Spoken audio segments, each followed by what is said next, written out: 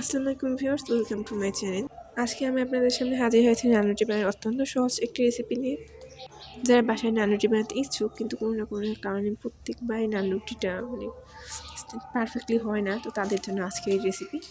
এই রেসিপি অনুযায়ী আপনি যদি নানু রুটি বানাতে চান তাহলে আপনার হাতের কাছে থাকা বাসায় যেসব সামগ্রীগুলো থাকে ওইসব সামগ্রী দিয়ে আপনি একটা পারফেক্টলি নানু রুটি তৈরি করতে পারবেন।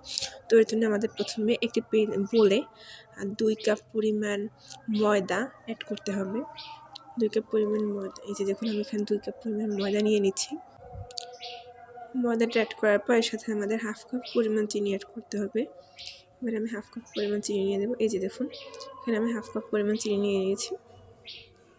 চিনি নেওয়ার পর এখানে আমাদের ইস্ট অ্যাড করতে হবে। ইস্টটা হচ্ছে একদম জরুরি, মানে বাধ্যতামূলক। ইস্টটা না হলে আপনার নানু রুটিটা কখনোই পারফেক্টলি হবে না, হবেই না একদম। এই যে আমি এখানে কুসুম মিষ্টি ব্যবহার করব। 1 চামচের মতো আমি এখানে কুসুম মিষ্টি নিয়েছি, ইস্ট নিয়েছি। ইস্ট নেওয়ার পর এখানে আমাদের এড করতে হবে লবণ। এখানে স্বাদ মতো লবণ নিয়ে নেব। এই যে দেখুন আমি এখানে লবণটা দিয়ে দিচ্ছি।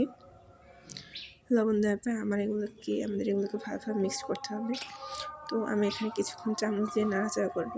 নাড়াচাড়া করার পর আপনারা চাইলে এখানে হাত দিয়েও ব্যবহার করতে পারেন। হাত দ্বারাও সম্পূর্ণ ভালোভাবে মিশ্রণটি তৈরি করে নিতে পারেন। তো এবার আমি এখানে হাত দিয়ে নাড়াচাড়া করবো, কারণ হাত ছাড়া চামচ দিয়ে পারফেক্টলি হয় না মিশ্রণটা। তো কিছুক্ষণ নাড়াচাড়া করার পর যখন মনে হবে যে সবগুলো উপকরণ ভালোভাবে মিশে গেছে, মিশ্রণটি হয়ে গেছে, তো এর সাথে আমাদের তখন সামান্য পরিমাণে পানি অ্যাড করতে হবে। প্রথমে আমি এখানে কিছুটা পানি দিয়ে দেবো। যখন আমি এখানে পানি দিয়ে দিচ্ছি, পানি দিয়ে কিছুক্ষণ হাত দিয়ে ভালোভাবে মাখার পর দেখুন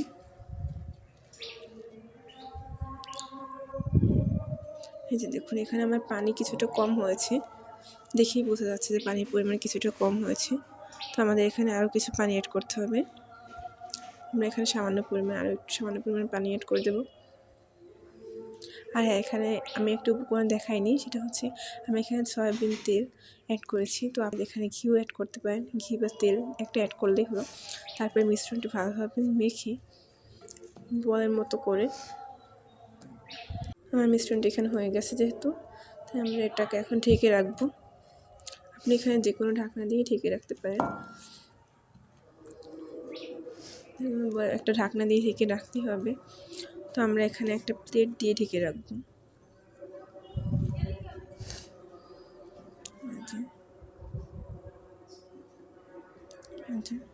আমরা এখন মিশ্রণটিকে ঢাকনা দিয়ে ঢেকে রাখবো। এরপর 30 মিনিট পর আমরা ঢাকনাটি তুলে এভাবে যতগুলো আপনি নানুটি তৈরি করতে চান পরিমাণ মতো, তো আমি যেহেতু এখানে 2 কাপ নিয়েছিলাম আটা, তো আমার এখানে 5টা নানুটি হবে। তো আমি এখানে 5টা করে নানুটি 5টা আটার দলা মেখে নিয়েছি, মানে তৈরি করে নিয়েছি। এরপর আমরা এগুলো সুন্দর করে বেলে নেব।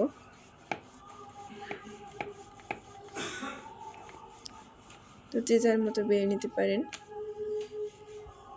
তো রুটি মেকারেও দিতে পারেন চাইলে, এটা কোনো সমস্যা নেই।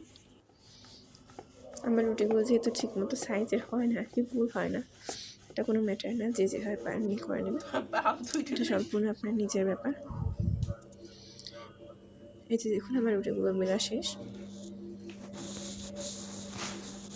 এবার আমি এগুলো, যেহেতু আমি চুলায় তৈরি করছি, মাটির চুলায়, তো আমি এখানে তাওয়ায় দিয়ে দিয়েছি। আমাদের এটাকে তাওয়া বলে আখ্যায়িত বলা হয়।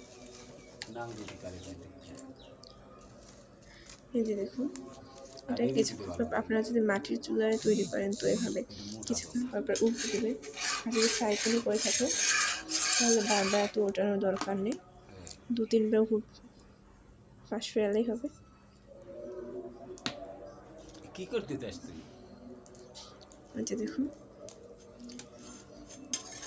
কিছুক্ষণ পর এগুলোকে উল্টে নেবো, কারণ আমাদের তাওয়ার সাথে লেগে যাওয়ার সম্ভাবনা রয়েছে। কারণ মাটির চুলায় যেহেতু আগুন একটু বেশি জ্বললেও সমস্যা, আর একদম না জ্বললেও সমস্যা। সামান্য আছে একদম আঁচ করে জাল করতে হবে, একদম সামান্য আছে ভেজে নেব আমরা।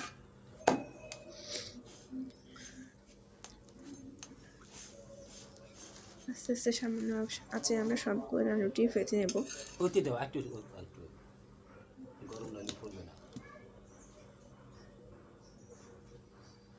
রয়েছে খেতা এই যে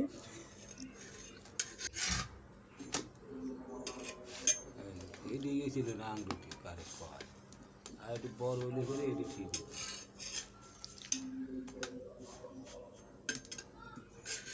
আপনারা দেখতেই পাচ্ছেন কত সহজভাবে আজকে আমরা নানরুটি বানানোর একটা রেসিপি শেয়ার করলাম। তো এত সহজে যদি নানরুটি বাসায় বানানো যায় তাহলে রেস্টুরেন্টে যাওয়ার কি দরকার বলে। শুধু শুধু রেস্টুরেন্টে বেশি মানুষ করে লাভ আছে। যতক্ষণ রেস্টুরেন্টে যাবে ততক্ষণে বাসায় তৈরি হয়ে যাবে সুন্দর নানরুটি।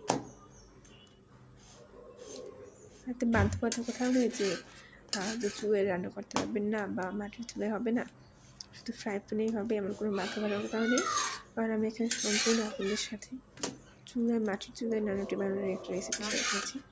ওই কাতার হয়েছে কিন্তু না আমরা একটা একটা করে সবগুলো নানরুটি ভেজে নেব।